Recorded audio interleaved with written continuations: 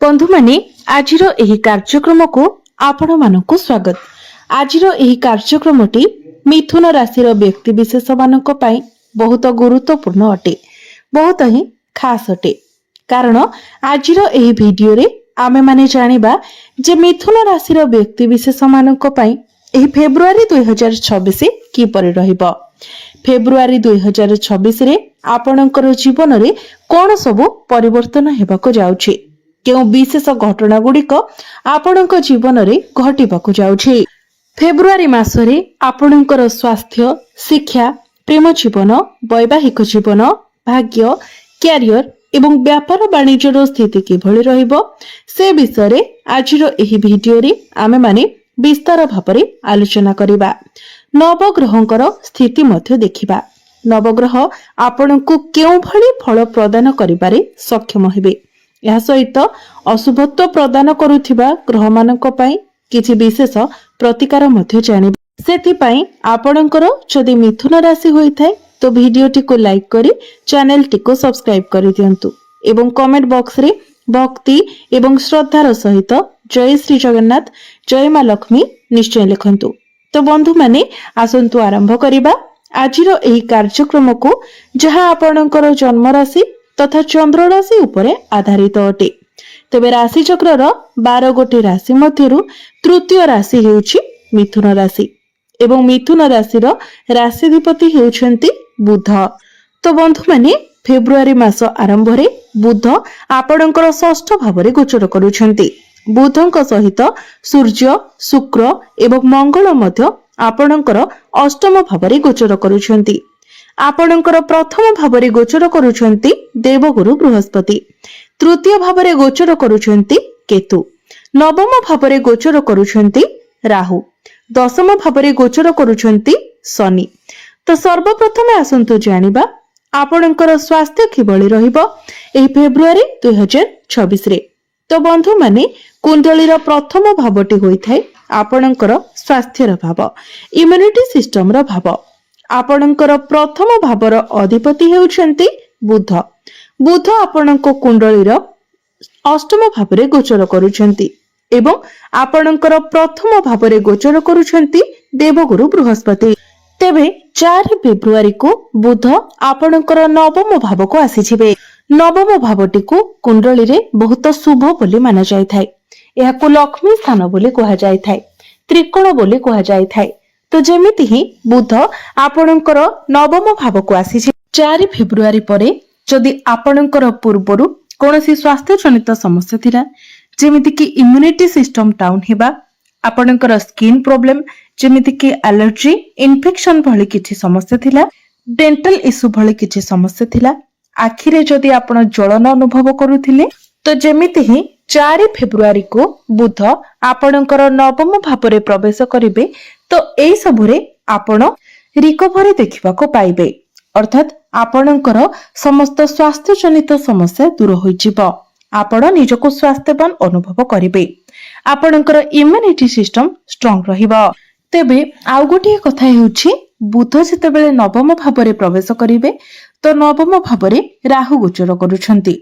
तेणु राहु एवं बुध एकत्र हेबा कारणरो आपणकर ओभर थिंकिंग बढ़ी जाय पारे। आपण अଯଥା कथा को नेकी अधिक चिंता करि पारंती। तो एई सब कथा को आपण ध्यान रखिबार अछि।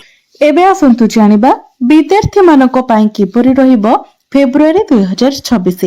तो बंधु माने कुंडलीर पंचम भावटी होइथाय आपणकर शिक्षार भाव। आपणकर पंचम भावर अधिपति हेउछन्ति शुक्र। शुक्र आपणकर अष्टम भावरे गोचर करूछन्ति, किंतु 6 फेब्रुआरी को शुक्र आपणकर नवम भाव को चलन करिवे। सूर्य एवं मंगल मध्य आपणकर नवम भाव को आसीजिबे एवं गुरुंकर दृष्टि मध्य आपणकर पंचम भाव उपरे रहुछि। तो आपणक मध्यरे ज्ञान रहिबो, बुद्धिमत्ता रहिबो एवं कैचिंग पावर मध्य बहुत भल रहिबो। कारण गुरुंकर दृष्टि आपणकर पंचम भाव उपरे रहुछि। शुक्र एवं बुध मध्य आपणकर नवम भाव को आसीजिबे। पूर्वरु पाठ पढ़ारे आपणकर आग्रह नथिला, आपणकर माइंड स्टेबल होई पारु नथिला, किंतु वर्तमान आपण लक्ष्य करिवे जे धीरे धीरे पाठ पढ़ारे आपणकर आग्रह बढ़िबो, आपणकर कंसंट्रेशन भल रहिबो एवं आपण निजर पाठ पढ़ारे फोकस मध्य करिवे। 6 फेब्रुआरी परे जदि आपणकर एग्जाम अछि, कॉम्पिटिटिव एग्जाम अछि, प्रतियोगितामूलक परीक्षा अछि, सरकारी परीक्षा अछि, तो निश्चित भाबरे सेथिरे आपणको बहुत भल फल प्राप्ति हेबा।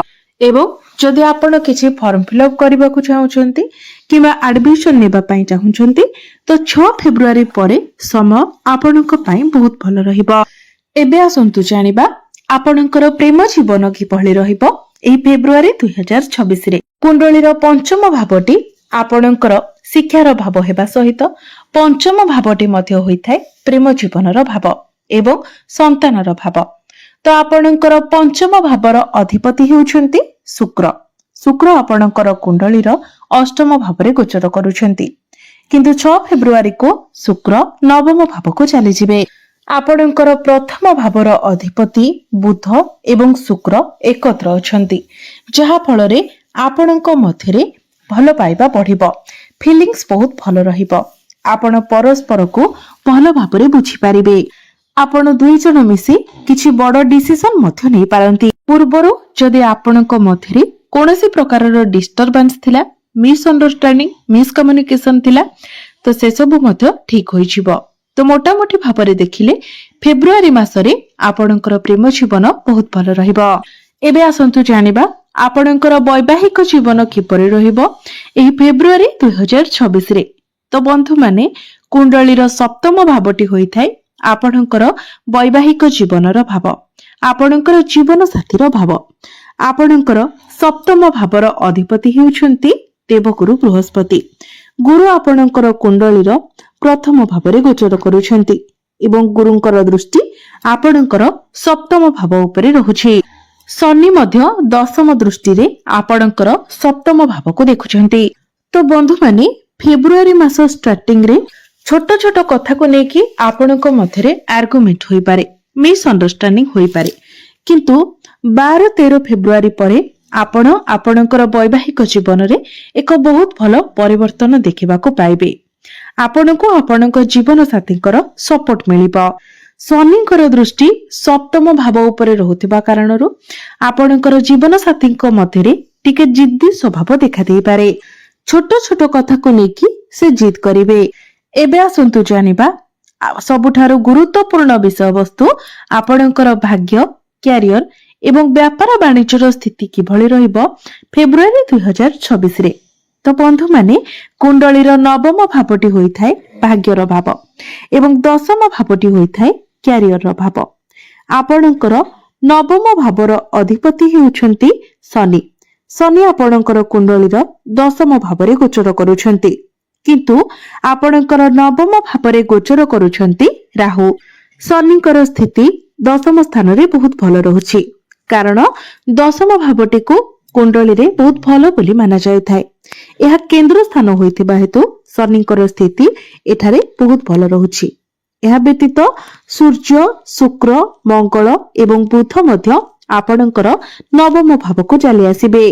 तेबे आपणकर नवम भावरे राहु गोचर करुथिबा कारणरु आपण तरपरिया भावरे कोनोसी कार्य करंतु नाही किंबा तरपरिया भावरे किछि डिसिजन नियंतु नाही।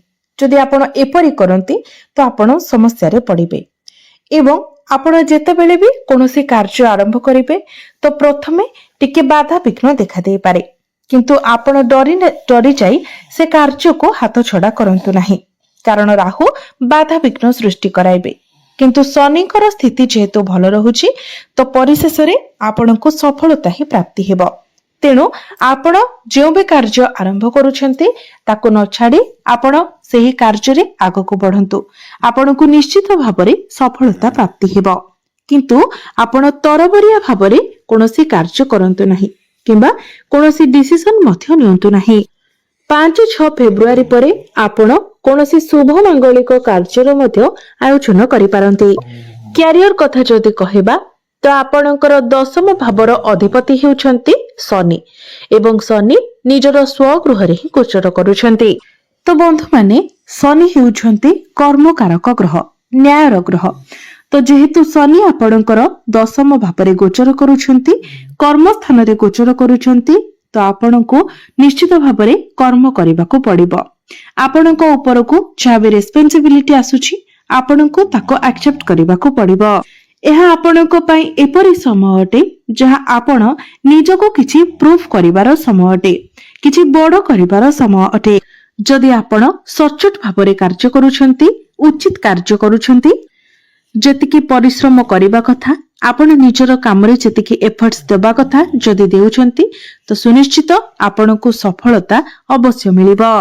किंतु मने रखंतु जदि आपण शॉर्टकट भाବରେ किछि कार्य करूछंती, भूल रास्ता रे कार्य करूछंती, किछि इलीगल काम करूछंती तो निश्चित भाବରେ भविष्यत रे आपणको बहुत किछि पश्चाताप करबाको पड़ी पारे।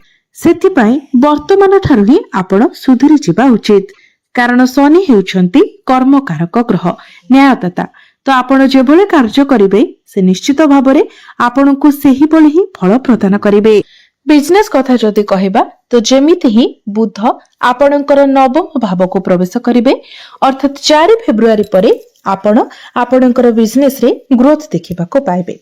आपणकर फाइनेंशियल ग्रोथ हेबो, बिजनेस रे आपणकर प्रॉफिट हेबो।